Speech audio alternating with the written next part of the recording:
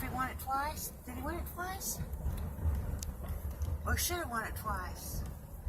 I'm not sure. He ran it like as a junior, and I think was going to repeat. Then we was a national champions the next year. It was something, but anyway, we're still like. Let's see.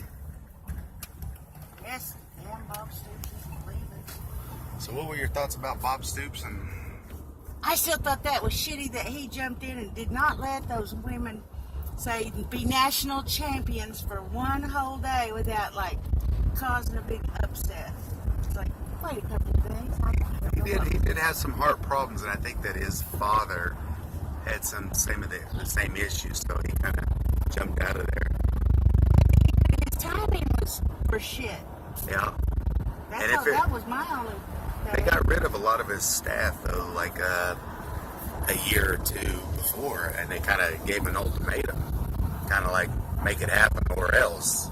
And then that very next. And then you get that mix of some of them other fools getting arrested out on the road. I won't look too nice, but. Yep. I mean, they were real forgiving of Mixon, and they showed all that stuff right back over where he bashed over on the face. It's kind of like, all right, go on to the pros. You think he's going to the pros? He went to the pros. It's going to be at Bengals. Oh, no, I don't mean that. I was talking about Oh, Bob?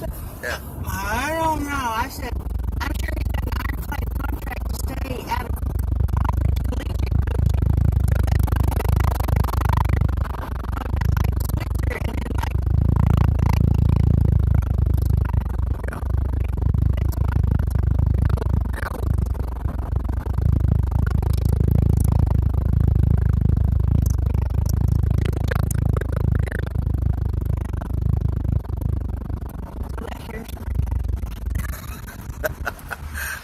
He did good at Dallas. I still didn't like him from Miami.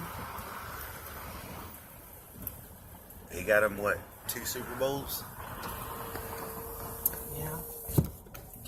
Back in the day. That was Troy. Yeah. Did love Troy. They say they still can't stand one another. Who? Barry Switzer, and I don't want to say who told me that, but it's an oil guy. And when they were doing some North Dakota stuff up there, and this oil guy's from Oklahoma, and he lives up in North Dakota now. Anyway, he said one of the people that went in on those oil things was Barry Switzer and Troy Aikman.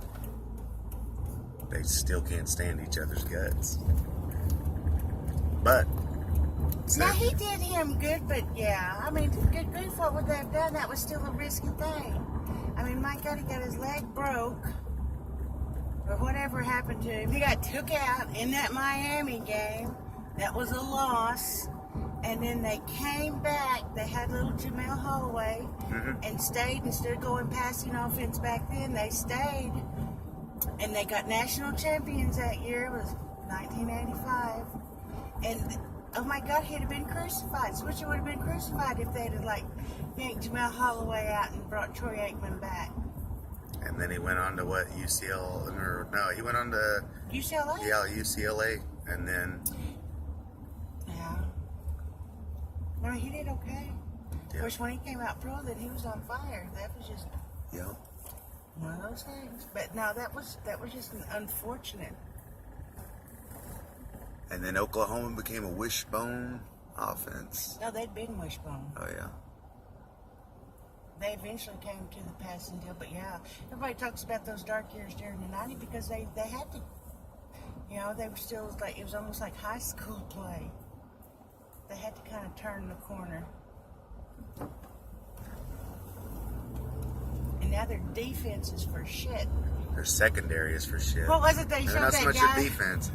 That's true. Yeah. Their secondary. What was it? Because they showed that guy when Baker Mayfield ran in Arkansas. He got arrested over there for drunken disorderly or something. But he was drunk and he was like, he tried to run and the cops went, bam! Somebody said, put them on D, put them on.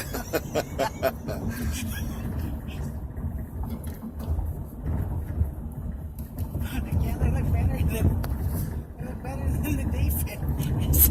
Some big pudgy cop. That's like Eric Williams. You remember whenever No, Dallas? Leon Lett. No. When Dallas, they threw an interception. Somebody threw an interception, and Eric Williams, was running it back, and then out of nowhere, man, he was hoofing it.